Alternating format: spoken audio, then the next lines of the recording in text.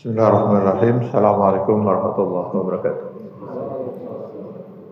Bismillah, alhamdulillah, wassalatu wassalamu ala rasulillah wa ala alihi wa ashabihi wa mawala. Raditu billahi rabba wa bil islam dina wa bi muhammadin nabiyya wa rasulah. Bapak-bapak dan ibu-ibu, saudara-saudara, anak-anak jemaah salat subuh Masjid Al-Quwah rahimakumullah. Kalau kita telusuri hadis-hadis Rasulullah SAW, kita akan ketemu beberapa hadis, bahkan banyak hadis yang lahir dalam bentuk sinyalemen Rasulullah SAW tentang apa yang akan terjadi dan menimpa umatnya di kemudian hari. Tentu saja sinyalemen Rasulullah SAW ini bukan ramalan beliau, karena dalam urusan agama Rasulullah tidak pernah menyatakan sesuatu kecuali berdasarkan wahyu dari Allah. La yantiqu anil hawa in huwa illa wahyu yuha. Jadi sinyalemen ini pasti akan terjadi. Salah satunya Rasul menyatakan yusiku an tatada al-umam alaikum kama tatada al-asalatu ila kisatiha. Saya khawatir umatku di kemudian hari keberadaan mereka enggak lebih dari makanan yang sudah tersaji, yang siap disantap oleh mereka orang-orang yang sangat rakus dan lapar. Ini sudah rakus, lapar. Tentu saja pernyataan Rasulullah SAW di hadapan para sahabat ini mengejutkan mereka. Kenapa tidak? Bayangkan umat Islam pada waktu itu gak lebih dari makanan.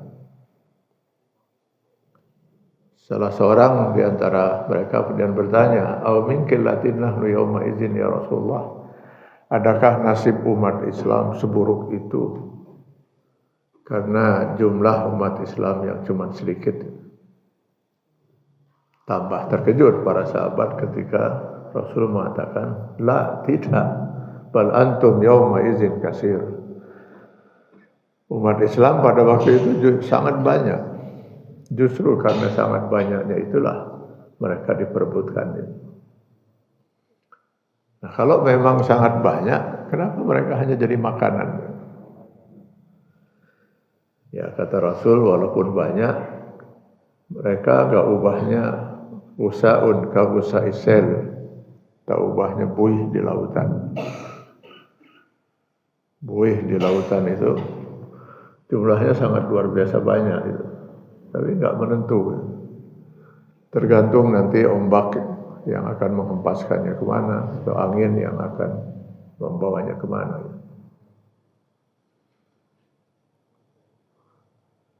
Jadi kata para sahabat, kenapa umat Islam sampai mengalami kondisi seperti itu? Ya, kata Rasulullah, karena umat pada waktu itu sudah menderita penyakit wahan. Kerangan apa penyakit wahan itu? Hubbud dunya wa karahiyatul maut. Cinta kepada dunia dan takut dengan kematian. Bagi kita umat Islam yang tinggal di negeri ini, yang konon penduduknya mayoritas muslim, terasa betul betapa maha benarnya Allah lewat sinyalemen Rasulullah SAW. Kita umat Islam selama ini ya hanya jadi makanan. Makanan para oligarki dan piaraan-piaraan mereka. Sehingga anugerah Allah yang luar biasa pada negeri ini ya hanya dinikmati oleh mereka. Menurut Bank Dunia, 172 juta rakyat Indonesia itu hidup dalam kemiskinan. Lebih dari 60%. Padahal menurut penelitian mereka di luar sana, Di tahun 2050 mestinya Indonesia itu termasuk salah satu dari 10 negara terkaya di dunia. Kalau melihat kekayaan yang Allah siapkan khususnya di perut bumi gitu. Nah, kenapa umat Islam bernasib seperti itu? Ya, salah satu di antaranya karena tidak terwujudnya persatuan umat. Mereka hanya menjadi makanan dalam masalah ekonomi, masalah politik, ya, terombang-ambing, nggak jelas kemana itu. Kenapa tidak tercipta persatuan? Ini ada dua faktor. Faktor pertama, faktor ekstern. Musuh-musuh Islam paham betul bahwa Islam itu tidak mungkin bisa dilumpuhkan lewat ajarannya. Mereka sejak dulu melakukan penelitian, ya, mencari titik lemah ajaran Islam itu. Para orientalis itu sampai puluhan tahun meneliti Islam, sehingga mungkin lebih hafal tentang Islam dibanding kita. Tapi mereka tidak pernah menemukan kelemahan di ajaran Islam itu. Bahkan beberapa tokoh besar orientalis akhirnya masuk Islam, seperti Thomas Arnold, Hobbes, dan lain sebagainya. Maka jalan satu-satunya untuk melemahkan Islam itu adalah menghancurkan kekuatan umat Islam itu sendiri, persatuan umat Islam. Maka sejak tidak lama, sejak Rasulullah SAW wafat, Yahudi menciptakan Syiah. Mulailah hancur persatuan umat Islam. Dan itu mereka pelihara sampai sekarang. Imperialisme Inggris menciptakan Ahmadiyah.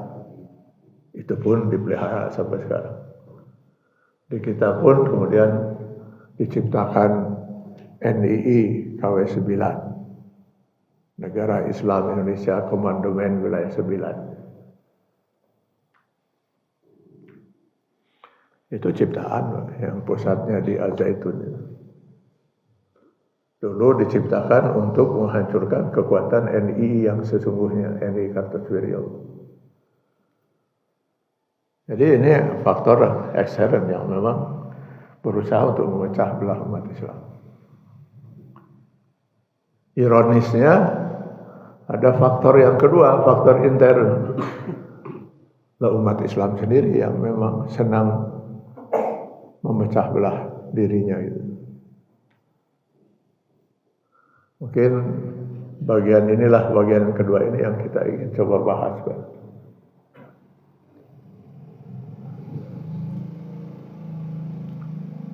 Risalah Islam yang Allah turunkan pada manusia sejak Nabi pertama Adam, lewat sekian Rasul, lewat sekian kitab suci, berakhir di Rasul yang terakhir, Nabi Muhammad SAW. Berakhir pada ayat 3 Al-Maidah. Al-yawma akmaltu lakum dinakum wa atmamtu alaikum ni'mati wa raditu lakumul Islam dinan. Selesailah agama Islam yang Allah ingin turunkan sejak awal pertama manusia diciptakan. Dan Rasul pun kemudian dalam haji wada menyampaikan di haji perpisahan, haji terakhir, taraktu fikum amraini in tamassaktum bihima lan tadillu min ba'di abada. Saya wariskan kepada kalian dua pedoman yang jika kalian berpegang teguh pada dua pedoman ini, kalian tidak akan pernah sesat selama-lamanya. Yang kalau kita pelajari ayat-ayat Al-Quran dan hadis itu mengarah kepada membentuk kepribadian seorang muslim yang digambarkan di Quran surah Ibrahim 24-25, kasajaratin thayyibah, seumpama sebuah pohon yang baik. Akarnya itu adalah akidah. Batang pohon itu dengan ranting besarnya adalah ibadah dalam kaitan hablum minallah. Sementara buah dari pohon itu adalah ibadah dalam kaitan hablum minannas. dengan petunjuk Quran dan hadis, maka pohon seorang muslim itu pasti sama. Selama berpegang pada Quran dan Sunnah. Gak mungkin berbeda. Berbeda itu kalau sudah tidak berpegang pada Quran Sunnah. Bahasa Rasul tadi sesat. Jadi kalau kita misalnya pergi ke Afrika, ke negara yang banyak umat Islamnya, Chad misalnya, Eritrea, Somal. Lalu kita tanya, Anda Muslim? Ya, Muslim.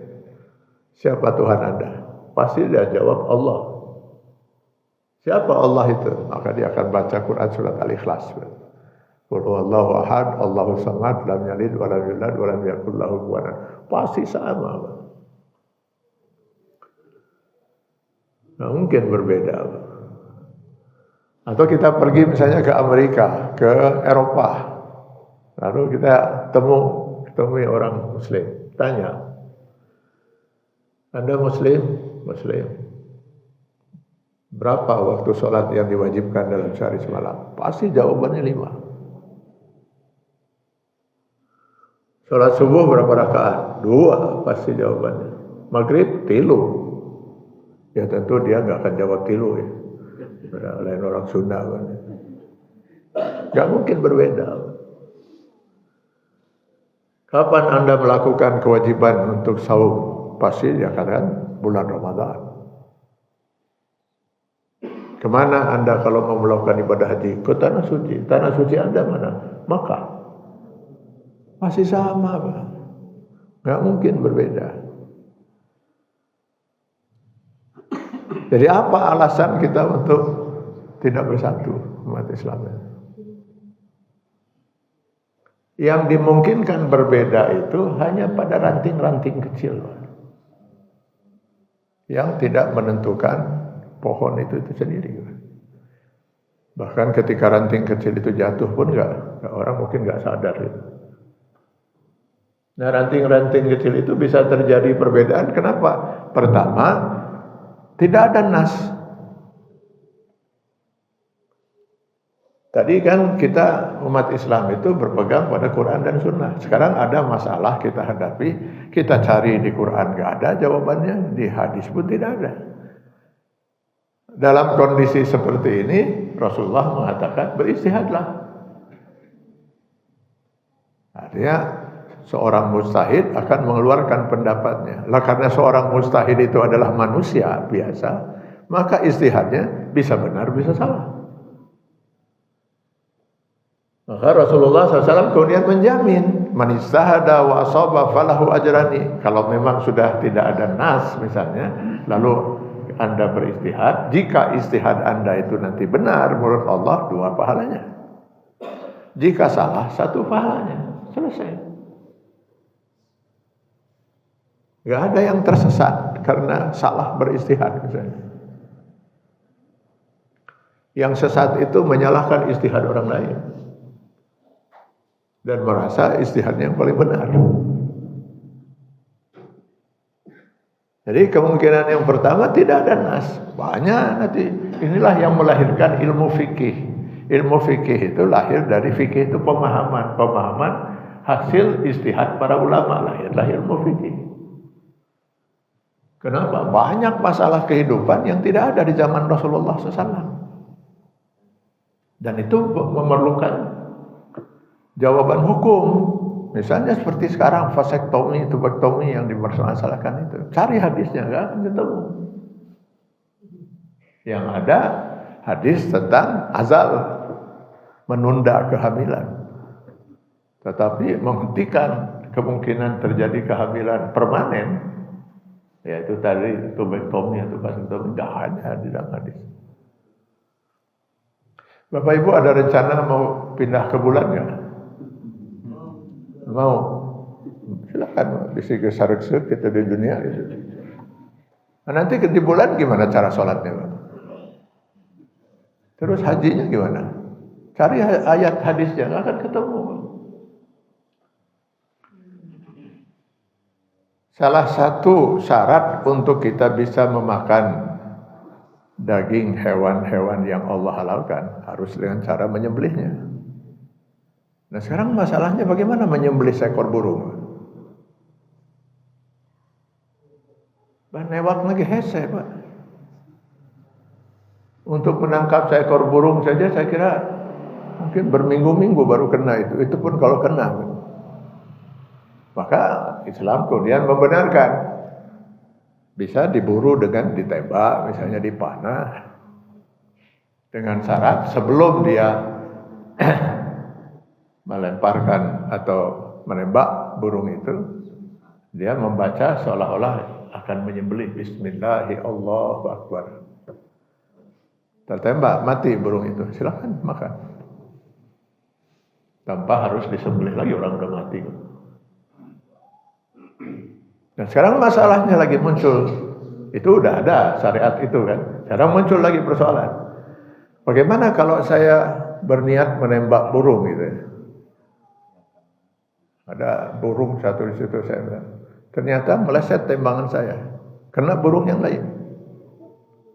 Persoalannya sekarang ini halal atau tidak? Kan saya niatnya burung yang itu.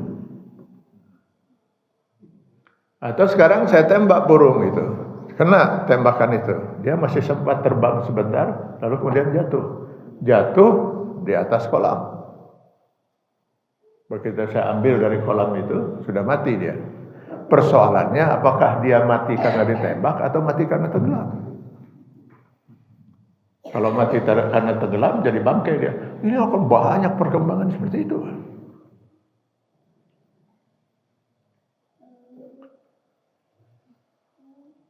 Berzina, sepakat, jelas ada ayatnya, ada hadisnya tentang zina itu. Bagaimana hukum orang berzina?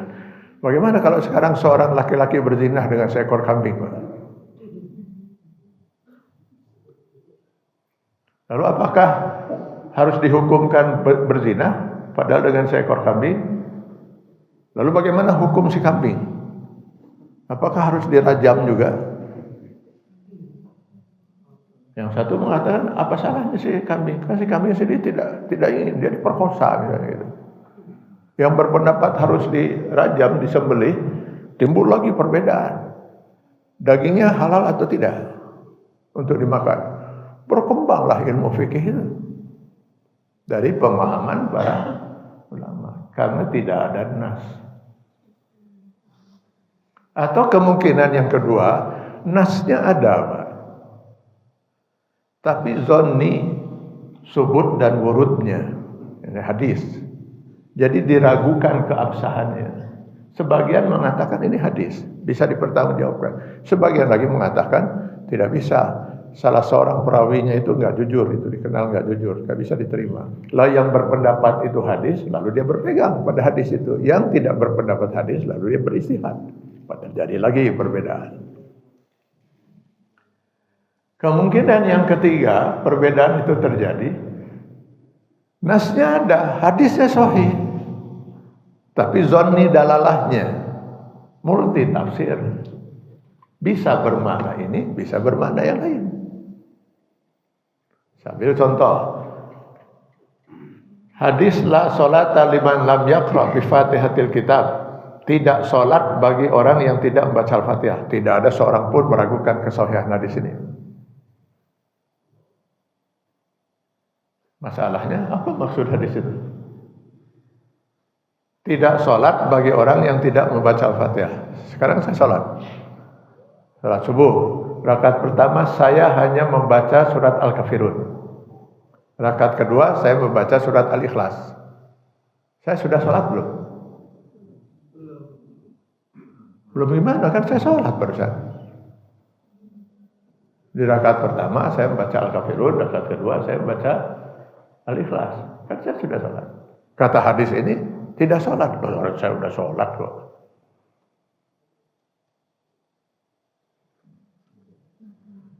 Jadi apa maksud hadis itu? Timbullah perbedaan para ulama.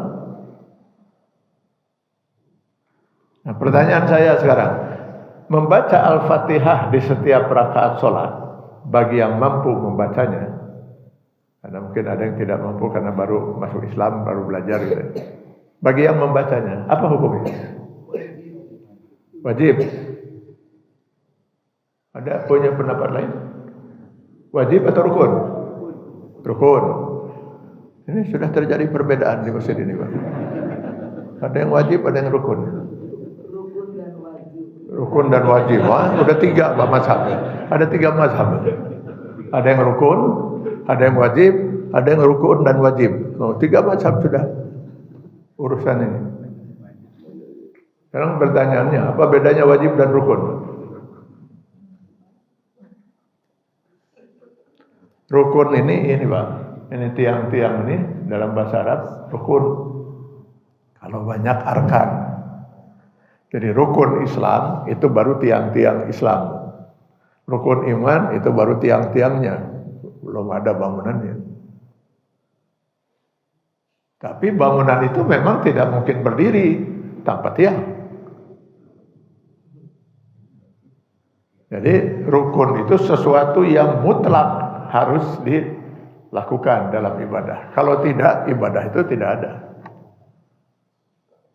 Tidak sah.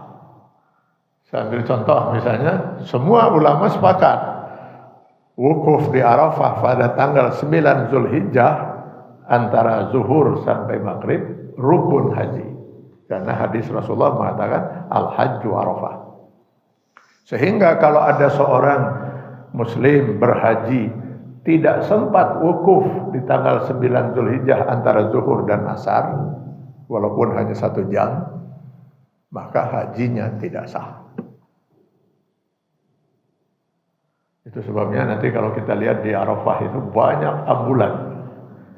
Ada memang ambulan kosong yang siap ingin kalau ada yang sakit. Banyak juga ambulan. Di situ di dalamnya sudah ada pasien dari Mekah di mana dibawa ke sana. Sambil didampingi oleh dokter atau oleh suster. Didampingi. Kira-kira dapatlah 1 jam wukuf, bawa lagi ke rumah sakit ke Mekah lagi, masukkan lagi ke rumah sakit. Harus dia wukuf. Jadi sesuatu yang mutlak harus dilakukan. Jika tidak dilaksanakan maka ibadah itu tidak sah. Itu rukun. Kalau wajib sesuatu yang harus dilakukan. Jika tidak dilakukan, ibadahnya sah tapi tidak sempurna. Nah, sekarang saya kembali tanya lagi, baca Al-Fatihah itu rukun atau wajib? Nah, sekarang malah jadi nggak ada jawaban. Mazhab yang 4 tidak menjawab. Maka Imam Syafi'i beristihad, memahami yang dimaksud oleh Rasul tidak sholat. Dan tidak sholat itu tidak jelas pengertiannya. Bisa bermakna tidak sah, bisa bermakna tidak sempurna.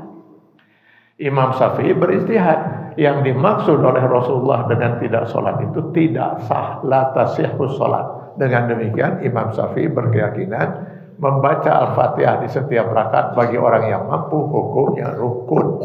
Jika sengaja dia tidak membacanya, maka sholatnya tidak sah. Imam Syafi'i. Imam Hanafi berpendapat, oh tidak, saya lain.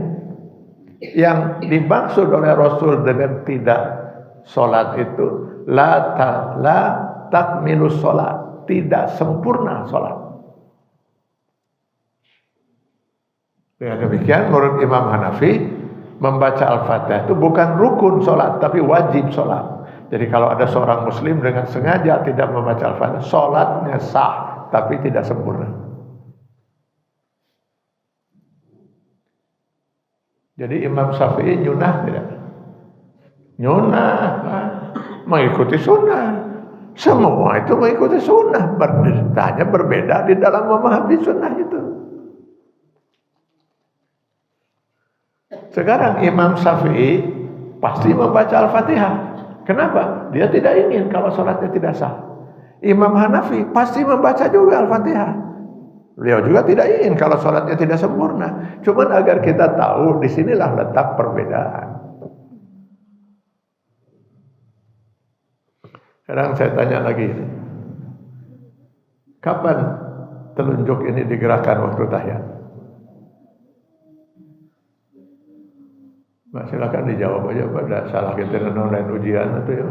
Ini kapan ini telunjuk digerakkan waktu tahiyat Pak? Sejak awal sampai dengan akhir, manteng gitu. Kata siapa itu? Cek sahat. Jadi kalau kita nanti telusuri di kitab-kitab fikih gitu, sepengetahuan saya dari Imam Mazhab urusan curug itu. Satu berpendapat seperti yang tadi Bapak katakan, mantang dari awal sampai dengan akhir itu. Lalu Imam Syafi'i berpendapat tidak, si telunjuk itu digerakkan ketika membaca syahadat, pada waktu membaca illallah, asyhadu an la ilaha illallah. Di situ pentingnya si telunjuk digerakkan. Kata Imam Syafi'i, saya bersaksi tiada ilah selain Allah. Oh, di situ penekanannya. Manteng sampai selesai. Kata Imam Hanafi, saya sependapat. Betul itu digerakkan pada waktu baca syahadat, tapi bukan waktu illallahnya itu, pada waktu menyatakan kalimat nafinya la. Asyhadu an la, naik dia ke atas. Ilaha illallah, turun di. Nggak sakit itu gas curug. Jadi asyhadu an la ilaha illallah, selesai. Kata Imam Hanafi. Kata Imam Hambali, tidak. Si curug itu digerakkan, si telunjuk ini setiap kali menyebut nama Allah dalam tahiyat. Ya, tahiyatul mubarakatuh salawatu thayyibatu lillah. Assalamualaikum ayuhan nabi wa rahmatullahi wa barakatuh.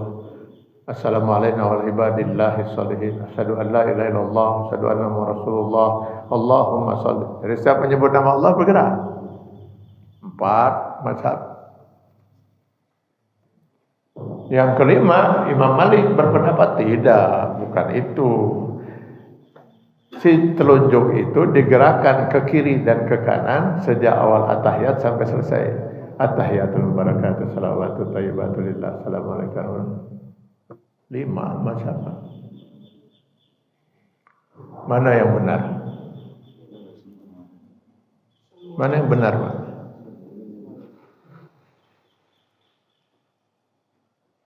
Kembalikan kepada hadis. Loh, emangnya tokoh 4 mazhab itu tidak tahu hadis? Ini sedikit-sedikit orang menuduh yang lain tenyunah tidak ikut sunnah. Ini tuduhan yang sangat serius. Masa 4 mazhab itu tidak nyunah? Malah Imam Syafi'i itu kalau kita baca dalam autobiografinya itu, umur 7 tahun beliau sudah hafal Al-Quran, Pak. Umur 9 tahun hafal semua hadis yang diriwayatkan atau dikutip oleh Imam Malik dalam kitab Al-Muwatta. Kurang lebih berapa hadis? Ribuan hadis. Sudah hafal di luar kepala, umur 9 tahun, Pak. Sementara yang sedikit-sedikit nuduh orang lain tidak nyunah, jangan-jangan baru hafal 2 hadis. Mereka berdasarkan memahami hadisnya seperti itu. Ada hadisnya, Pak. Lah hadisnya gimana? Hadisnya Rasul cuma menyatakan beri isyarat dengan telunjukmu waktu kamu tahiyat. Lebih di kapan memberi isyaratnya? Enggak jelas. Maka timbullah perbedaan.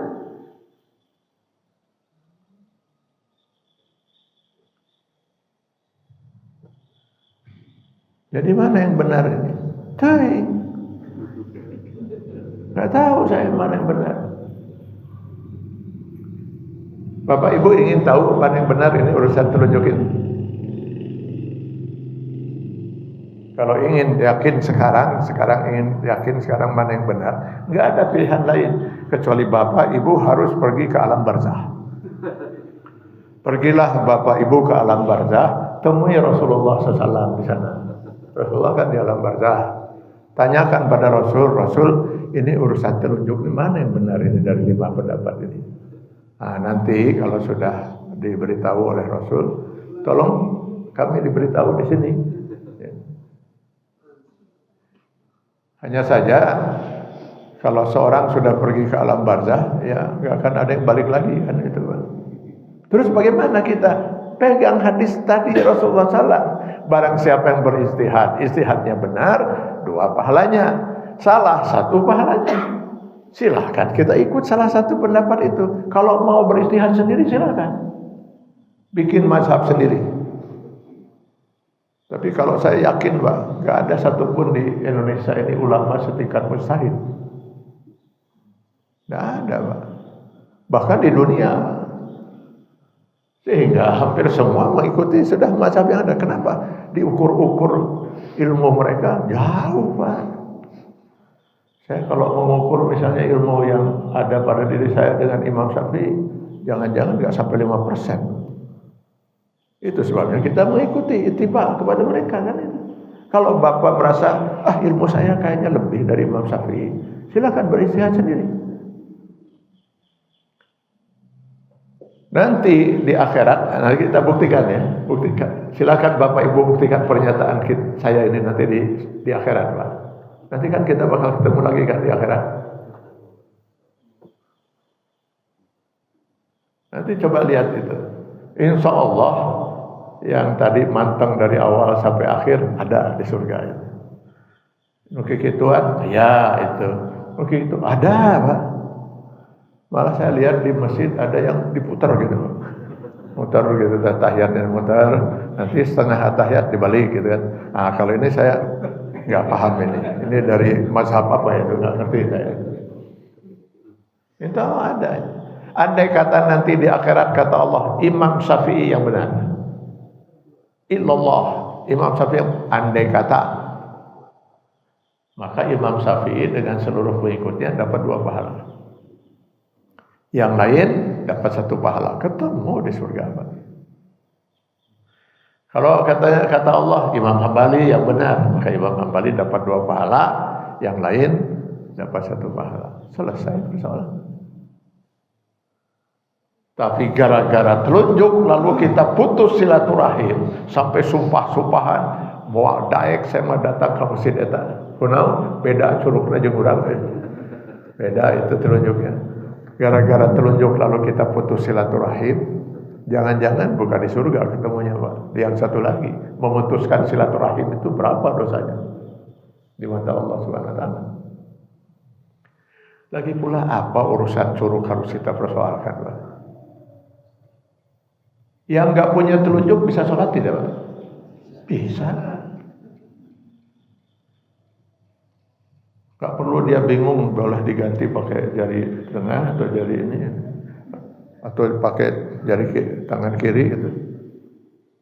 Atau sekarang gini, ada seorang saya perhatikan waktu sedang sholat sunnah, sama sekali telunjuknya tidak digerakkan. Ini aja manteng itu. Setelah saya sholat sunnah itu saya tanya, tadi saya perhatikan telunjuk Anda itu nggak digerakkan selama tahiyat. Kenapa? Sedang sakit itu telunjuk? Enggak. Sehat telunjuknya? Sehat. Terus kenapa nggak digerakkan? Hoream. Kercara rapi setelah itu. Sah tidak? Sah tidak sholat orang ini? Sah, Pak. Semua mazhab mengatakan sah. Semua mazhab berkeyakinan menggerakkan telunjuk pada waktu tahiyat itu hukumnya sunnah. Berpahala kalau dilakukan, tidak berdosa atau tidak merusak kesempurnaan ibadah kalau tidak dilaksanakan. Atau padahal magerakkeun itu ada moal kesangan itu. Dina salah lagi menang hiji pahala. Hoream saya mah yang geus rumah dinya lah gitu.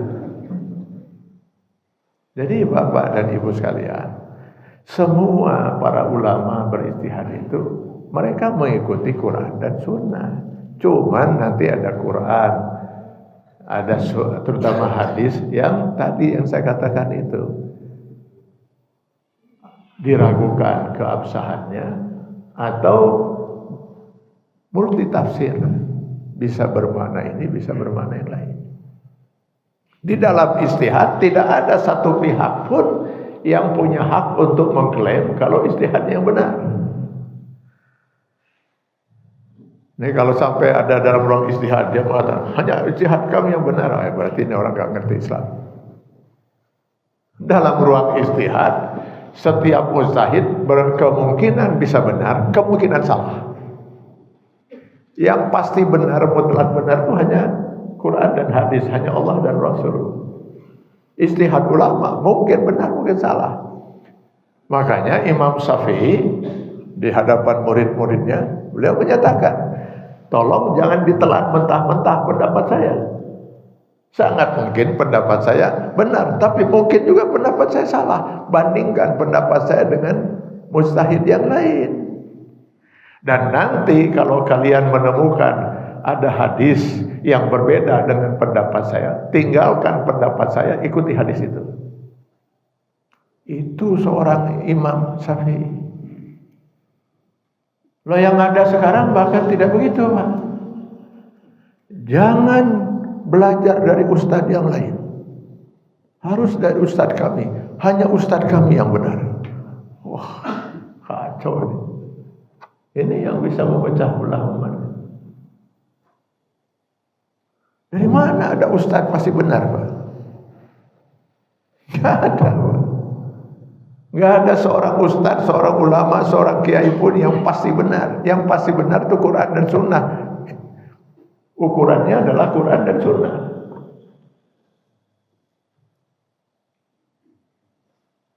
Nah, pasti benar. Kita meyakini benarnya, silakan, Pak. Jadi kalau misalnya Bapak mengikut mazhab Syafi'i, Bapak yakin mazhab Syafi'i yang benar, silakan. Memang harus begitu kalau kita bermazhab. Kalau kita mengikuti pendapat itu harus begitu. Harus yakin Imam Syafi'i benar ini. Tapi jangan pernah menyalahkan mazhab yang lain. Karena belum tentu juga benar. Yakin silakan. Sekarang ada orang meyakini pendapat kamilah yang benar, kaum salafi, karena kami mengikuti pendapat kaum salaf. Silakan. Silakan. Semua orang yang bermazhab harus seperti itu, harus yakin. Tapi jangan pernah menyalahkan mazhab yang lain. Bahkan sebenarnya Bapak Ibu mau 5 mazhab, silakan. Namanya talfik gitu. Dalam urusan batal wudu, Bapak bermazhab Hanafi misalnya. Dalam urusan sholat bermazhab Syafi'i, boleh itu, Pak. Sepanjang kita mengikutinya karena keyakinan kita bahwa ini benar, bukan karena mencari yang mudah-mudah. Nah, itu nggak boleh. Jadi dia 4 mazhab karena cari yang mudah. Mana yang paling mudah di mazhab urusan ini? Syafi'i. Nah, saya Syafi'i lah. Kalau di urusan ini mana yang paling mudah?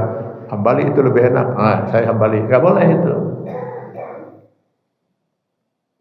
Jadi kalau nanti ada orang berkeyakinan mazhab salafilah yang benar, silakan. Tapi jangan pernah menyalahkan mazhab yang lain.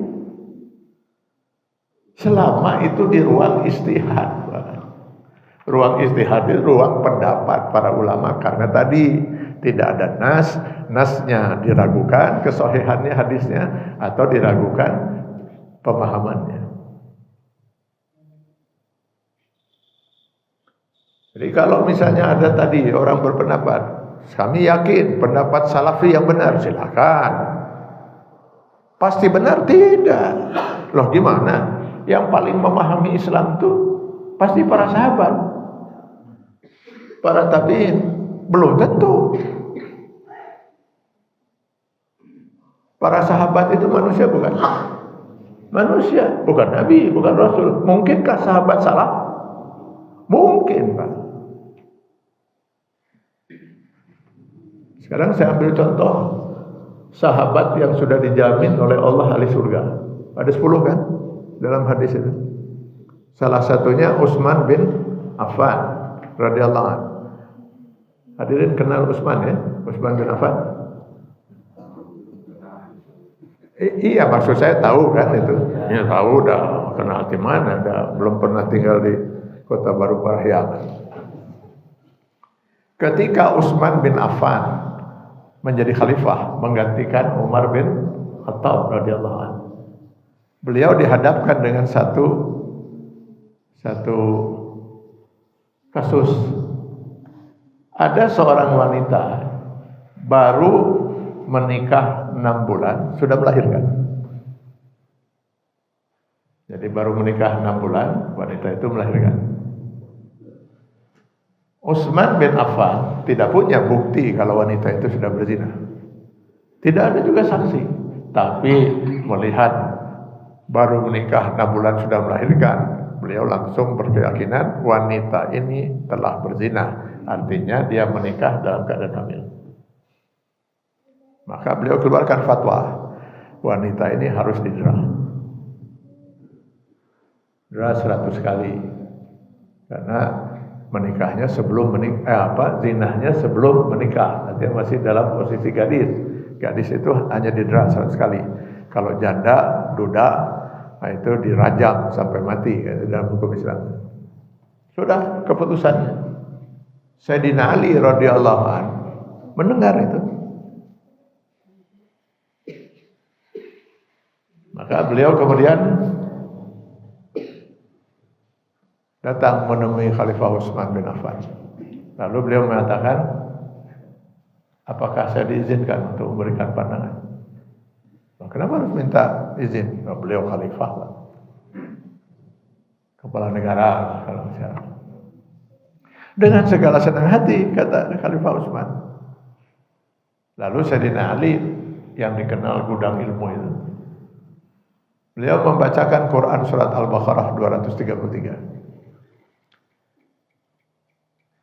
Wal walidatu yurdi'na auladahunna haulaini kamilain. Seorang wanita itu hendaknya menyusukan anaknya selama 2 tahun penuh. Bagi yang memungkinkan, artinya ASI-nya memang ada, kesehatannya memungkinkan. Hendaknya seorang ibu itu menyusui anaknya 2 tahun penuh.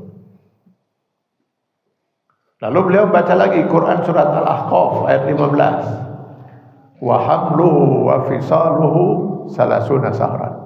Seorang wanita itu hamil dan menyusui anaknya selama 30 bulan. Tadi Al-Baqarah 233 menyatakan menyusui itu 2 tahun. 2 tahun itu berapa bulan? 24 bulan. Al-Ahqaf 15 menyatakan hamil dan menyusui itu 30 bulan. Berarti hamil berapa bulan? 6 bulan. Al-Quran menyatakan mungkin seorang wanita hamil 6 bulan dan sudah melahirkan. Anda tidak punya bukti bahwa dia sudah berzina. Tidak ada saksi. Al-Quran menyatakan mungkin saja seorang wanita itu hamil 6 bulan dan melahirkan. Dari mana Anda bisa menetapkan dia sudah berzina? Bahwa nanti dalam 6 bulan itu anaknya prematur atau dan lain sebagainya, itu persoalan lain. Apa reaksi dari Utsman bin Affan? Shadaqta ya Ali, benar Ali. 2 ayat ini luput dari perhatian saya. Hampir saya membuat keputusan yang salah. Terima kasih. Mari kita kembali pada Quran. Dia cabut fatwanya, Pak. Jadi Utsman bin Affan pernah salah. Ini sahabat yang sudah dijamin oleh Allah di surga, Pak. Bahkan kesalahannya fatal itu, Pak.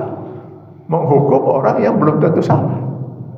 Kalau tidak diingatkan oleh Sayyidina Ali dengan 2 ayat itu. Sambil contoh lain, sahabat yang lain, Umar bin Khattab radhiyallahu anhu. Ini juga salah satu di antara sahabat yang sudah dijamin ahli surga. Waktu beliau menjadi khalifah, selesai mengimami sholat zuhur, lalu beliau berdiri di mimbar. Lalu beliau menyampaikan idenya. Bagaimana kalau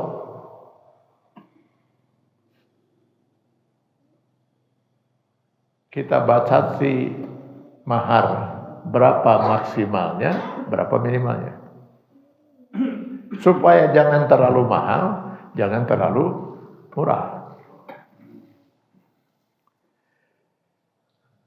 Di Arab sampai sekarang, Pak, yang saya tahu di Mesir karena saya lama di sana, itu mahar itu sangat luar biasa mahal.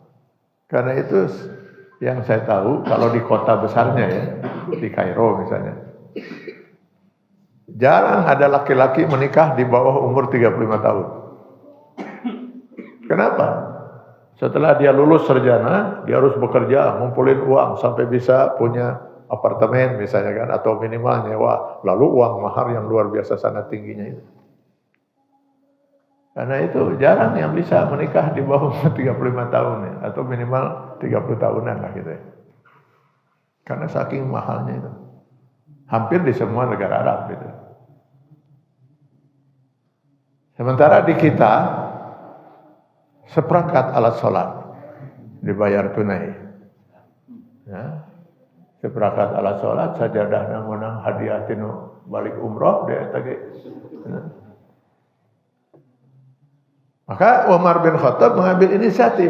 Sekarang kita buat saja batasan maksimalnya. Berapa maksimalnya mahal supaya jangan terlalu mahal. Berapa minimalnya supaya jangan terlalu murah. Baru ide ini disampaikan, beliau turun dari mimbar. Nunggu reaksi dari yang lain. Berdiri seorang nenek-nenek. Nenek-nenek, Pak. Dia berdiri lalu mengatakan, "Hei Umar, berani-beraninya kamu membuat aturan baru dalam Islam.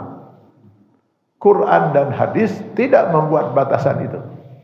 Menyerahkan kepada calon mempelai pria dan wanita untuk bermusyawarah menentukan mahar yang mereka inginkan, yang mereka tetapkan. Kok berani-beraninya Anda membuat aturan berbeda dengan Quran dan hadis?" Mendengar ucapan si nenek ini, Umar berdiri lagi di mimbar, lalu mengatakan, "Asabatin mara'atun wa akhta Umar." Benar yang disampaikan nenek itu, Umar yang salah, ide Umar yang salah. Karena itu saya cabut lagi ide itu, kita kembali pada Quran dan hadis. Pertanyaan saya, Umar pernah berpendapat salah? Tidak ada, Pak. Bapak Ibu, seorang manusia yang bisa dijamin pasti benar. Jadi tidak ada mustahid yang pasti benar. Semua para mustahid berpotensi salah. Kalau orang memahami Islam, pasti akan menghormati perbedaan itu. Selama itu sekali lagi di ruang istihad. Kalau di luar ruang istihad, misalnya dalilnya qat'i, pasti. Sholat subuh itu 2 rakaat. Oh itu udah qat'i itu. Gak ada peluang untuk beristihad di sana. Nah kalau kemudian ada orang beristihad, oh sholat subuh itu bisa 2 rakaat, bisa 3 rakaat. Ngaco kalau ini, Pak. Itu baru kita persoalkan. Bahwa naik haji itu ke Mekah lah bagi yang mampu, yang tidak mampu bisa di Cirebon. Nah, dulu ada rencana itu menyelenggarakan haji di Cirebon. Nah itu baru ngaco itu, Pak. Baru ngawur. Selama perbedaan itu di ruang istihad, hormatilah pendapat masing. Kalau orang memahami Islam pasti akan tahu membedakan itu, mana ruang istihad, mana tidak. Di ruang istihad kita saling menghormati.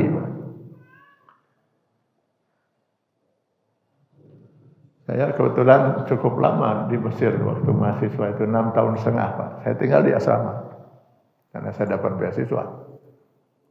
Di asrama itu ada 1.800 mahasiswa dari seluruh dunia. Maka di dalam asrama itu ada masjid besar sekali masjidnya. Itu kalau kita sholat di masjid itu kumpul, ada 5 atau 6 mazhab itu. Kenapa? Orang-orang Asia, Indonesia, Malaysia, Filipina, Thailand, Brunei, kebanyakan bermazhab Syafi'i itu. Orang-orang Afrika, Chad, Eritrea, Ethiopia, Somal, Uganda, nah kebanyakan bermazhab Maliki mereka. Orang Mesir sendiri terbagi 2. Ada yang bermazhab Hanafi asalnya, tapi kemudian juga ada yang terpengaruh oleh mazhab Syafi'i. Karena Imam Syafi'i juga meninggal di Mesir dan dikuburkan di Mesir. Orang-orang Saudi Arabia dan orang Arab-Arab sekelilingnya kebanyakan bermazhab Hambali. Kalau paham itunya Wahabi. Kalau mazhab fikihnya Hambali. Nanti ada Salafi, ada Wahabi. Jadi kalau kita sholat di masjid itu kumpul 6 itu. Yang Syafi'i ada, Maliki ada, Hambali ada, Hanafi ada, Wahabi ada, Salafi ada. Selama 6,5 tahun pengalaman saya, belum pernah terjadi perselisihan. Kenapa? Masing-masing saling memahami, Pak. Oh, itu orang Salafi itu. Oh, ini Wahabi ini. Oh, ini mazhab Syafi'i. Selesai persoalan. Kalau ada orang yang tangannya terus di sini, Pak, selama sholat itu Allahu Akbar, Allahu Akbar, Sami Allah. Nah, itu Maliki itu. Cepat aja ketahuan. Gak pernah sekalipun kita dengar. Kenapa? Masing-masing memahami. Karena memang kita diwajibkan setiap mahasiswa itu mempelajari fikih muqarin. Kalau dia di fakultas syariah, fikih perbandingan mazhab. Harus dia memahami itu. Anda bermazhab Syafi'i silahkan, tapi kenapa Anda mengambil mazhab Syafi'i? Saya yakin pendapatnya benar. Apa alasannya? Itu ujian kita begitu. Karena Imam Syafi'i, Imam Hanafi berhujah dengan ini, menurut saya lemah, titik lemahnya di situ. Harus begitu. Nah, sayangnya di kita itu tidak terjadi. Termasuklah di pesantren-pesantren kita. Di pesantren kita kan umumnya bermazhab Syafi'i kan. Jadi si santri itu diajarkan hanya satu mazhab Syafi'i. Itu pun mazhab Syafi'i menurut pemahaman si kiai. Ya kan? Menurut pemahaman kiainya gitu. Jadi nanti ketika dia sudah lulus dari pesantren, lalu dia kemudian keluar, melihat lagi mazhab yang lain. Oh, salah itu. Semua yang berbeda dengan yang dia terima di pesantren itu salah semua. Ini berbahayanya. Padahal di ruang tadi istihad itu tidak ada satupun yang berhak. Bahkan antara istri Rasulullah dengan para sahabat saja bisa terjadi perbedaan. Saya ambil contoh misalnya urusan apa?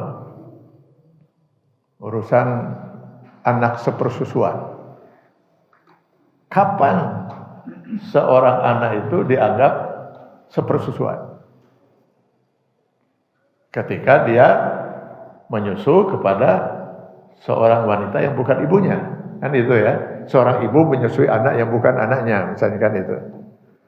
Maka dia menjadi anak sepersusuan, anak karena menyusu. Kan itu. Sehingga kalau anak dia sendiri, anak perempuan yang disusui itu anak laki-laki, anak tetangga, anak laki-laki, maka nanti ini haram menikahkan itu, karena dia sepersusuan. Nah, sekarang batasan sepersusuan itu mana? Hadisnya mengatakan hamsatu rida'ah, 5 kali menyusu. 5 kali menyusu itu maksudnya gimana? 5 kali menghisap, 5 hisapan, atau 5 kali kenyang? Enggak jelas kan? Hadisnya cuma mengatakan 5 kali menyusu. 5 kalinya itu asal nempel dia sudah menyusu atau harus sampai kenyang. Ukuran kenyang itu di mana? Terjadi lagi perbedaan. Ukuran kenyang harus si bayi yang melepaskan mulut dia dari puting ibunya itu. Terjadi perbedaan. Bahkan ada yang berpendapat 10 kali. Lalu timbul lagi pertanyaan, bagaimana kalau yang menyusu itu bapaknya? Apakah si bapak itu jadi sepersusuan?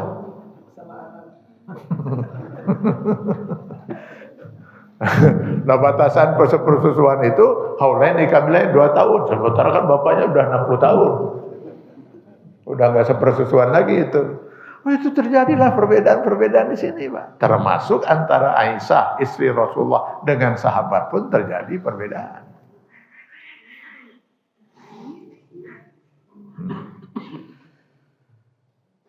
Jadi yang ingin saya tekankan di sini, Pak, silahkan kita memegang mana pendapat yang mau kita pegang. Yakini, harus yakin. Tapi kalau itu memang di ruang istihad, pegang, yakini pendapat yang kita yakini itu. Mengikuti pendapat, bukan pendapat kita, mengikuti pendapat kan itu. Tapi jangan pernah kita menyalahkan orang yang mengambil pendapat yang lain. Demi kita bisa membangun persatuan itu. Ini satu sisi. Tapi waktunya sudah keburu habis. Nanti kita bahas, Pak. Kita bahas. Yang mungkin di pertemuan berikutnya ya, kita bahas. Bahwa memahami Islam itu tidak boleh hanya dengan melihat satu hadis, satu ayat. Sebagaimana saya katakan tadi, Islam itu turun secara bertahap. Sekarang bolehkah saudara kandung menikah? Saudara kandung ini, boleh nggak menikah? Haram? Lalu anak Adam dan Hawa waktu itu gimana? Haram semua?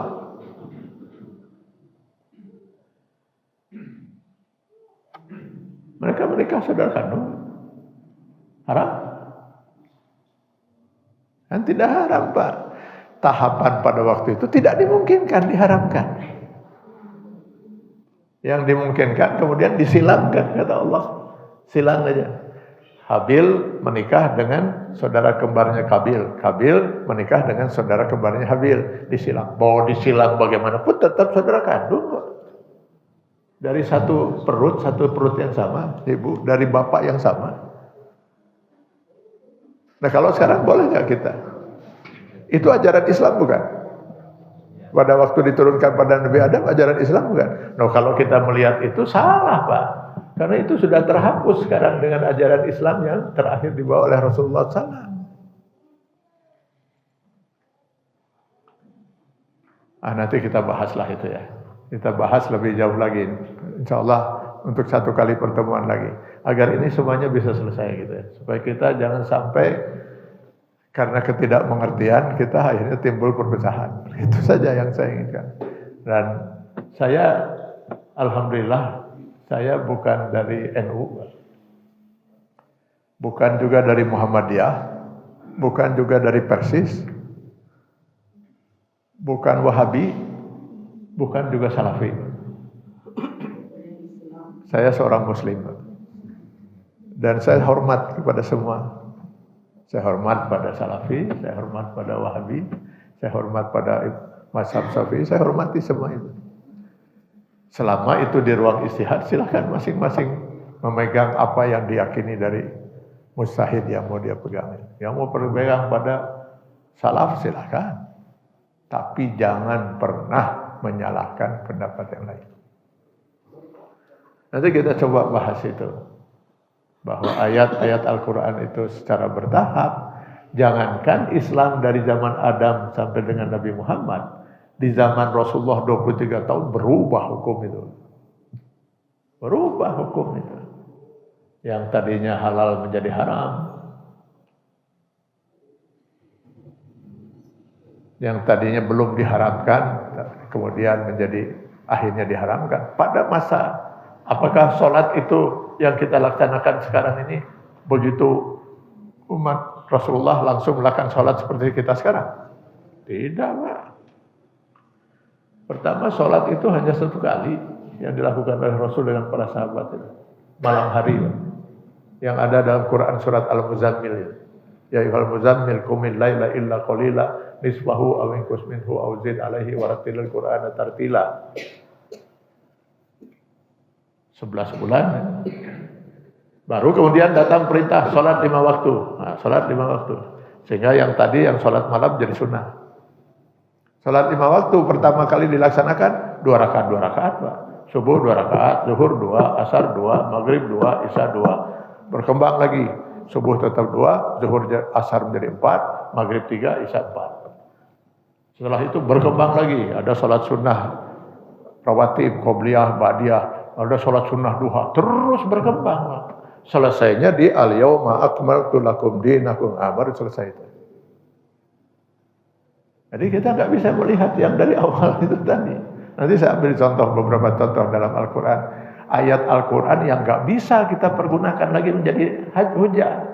Kalau kita pergunakan sebagai dalil, sesat kita. Satu contoh aja sedikit aja, ini supaya jangan agar nggak hilang penasaran. Al-Baqarah 219. Mereka bertanya padamu Muhammad tentang minum khamar dan berjudi. Katakanlah pada keduanya ada manfaatnya, ada mudaratnya, dan mudaratnya lebih besar daripada manfaatnya. Ayat Al-Quran tidak ini? Ayat Al-Quran Al-Baqarah 219. Bolehkah ayat ini saya pergunakan sebagai dalil kalau ada orang bertanya pada saya, apa hukum minum khamar dan berjudi? Boleh saya pergunakan ayat ini sebagai dalil? Hah? Ini ayat Al-Quran ini. Boleh nggak? Boleh. Berarti minum khamar dan judi halal. Mana letak pernyataan haram? Tidak ada di sini pernyataan haram.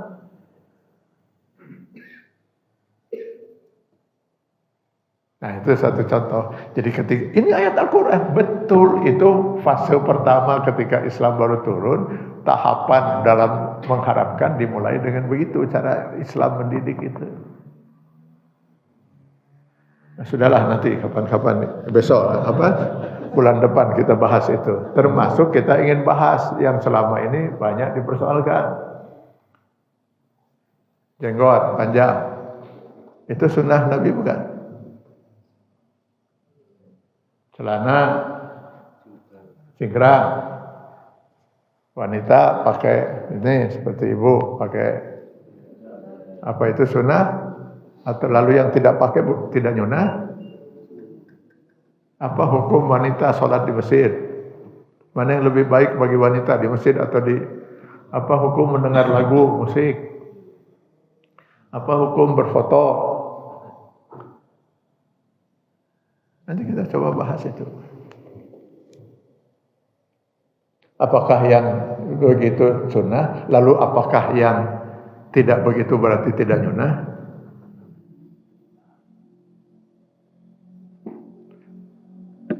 Pertanyaan yang lain nanti. Apakah setiap ucapan, perbuatan, tindakan Rasulullah SAW itu sunnah? Semua ucapan, perbuatan, tindakan Rasul itu sunnah bukan? Sunnah itu apa? Ucapan, perbuatan, tindakan Rasulullah. Itu kan sunnah. Apakah semua ucapan, perbuatan, tindakan Rasulullah itu sunnah?